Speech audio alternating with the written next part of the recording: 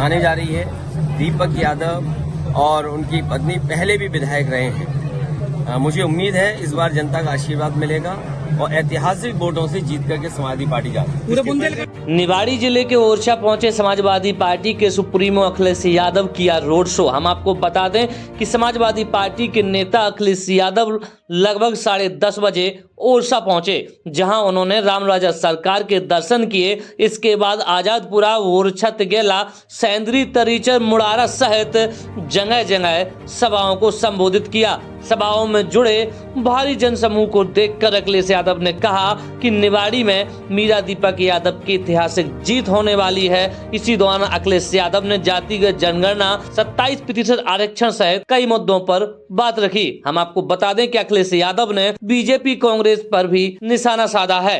अखिलेश यादव ने कहा है कि इस बार दिवाली के बाद वोट डाले जाने हैं। इस बार वोट निवाड़ी में इस तरीके के डाले जाएं कि दिल्ली और लखनऊ वाले भी जान जाएं कि निवाड़ी में वोट डालकर दिवाली कैसे मनाई जाती है। आइए सुनवाते हैं क्या कहा अखिलेश यादव ने। निवाड़ी में साइकिल के खाता खुले जा रहा है।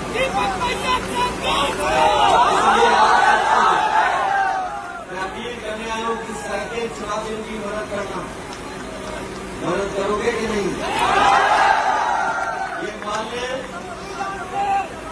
कि यहाँ पर ऐतिहासिक वोटों से जीतने जा रहे हैं हम लोग, और मैं आपको भरोसा दिलाता हूँ कि समाजवादी पार्टी और समाजवादी पार्टी की साइकिल इस बार रुकने वाली नहीं है। उत्तर प्रदेश के बाद हम लोगों की कोशिश होगी, आपका सहयोग, आपकी मदद मिल जाएगा, आपका आशीर्वाद मिल जाएगा तो मध्य प्रदेश में समाजवादी पार्टी दिखाई देगी। उत्तर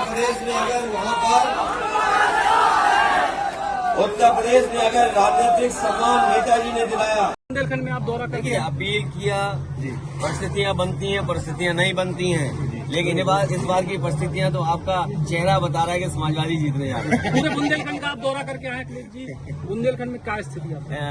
बुंदेलखंड और मध्य प्रदेश में गुंजाइश है और समाजवादियों को काम करना चाहिए। जो देखने को मिला है वो यही है कि समाजवादी लोगों को अपनी बातों को, अपनी विचारधाराओं को, जो बाबा साहब भीमराव अम्बेडकर जी के सिद्धांत हैं, डॉक्टर राममनोहर लोहिया जी ने जो रास्ता दिखाया, नेताजी ने जो जीवन भर संघर्ष किया, अगर उन चीजों को लेकर के जनता के बीच जाएंगे तो विकल्प के रूप में समाजवादी पार्टियां आगे बढ़ती हुई दिखेंगी। क्या आपको लगता है कि एहसास हो गया होगा कि सपा से गठबंधन करके? राजनीति में किसी को बताने के लिए हम लोग राजनीति नहीं कर रहे हैं। हम लोग राजनीति में इसलिए हैं कि हमारी विचारधारा उनसे अलग है, लेकिन परिस्थितियों की वजह से हम कांग्रेस के साथ थे, लेकिन कांग्रेस को महसूस हुआ कि समाजवादियों की कोई जरूरत नहीं है, इसलिए हमें दूर कर दिया।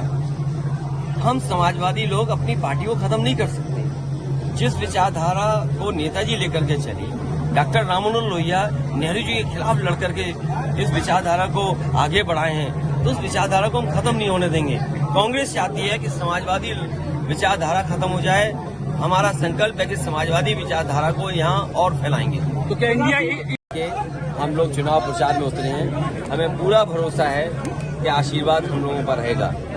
जहां तक मध्य प्रदेश के चुनाव का सवाल है, यहाँ की जनता परिवर्तन चाहती है, और परिवर्तन इसलिए भी चाहती है कि कभी बीजेपी, कभी कांग्रेस, और जो बुनियादी समस्याएं उनका अभी तक समाधान नहीं हुआ है।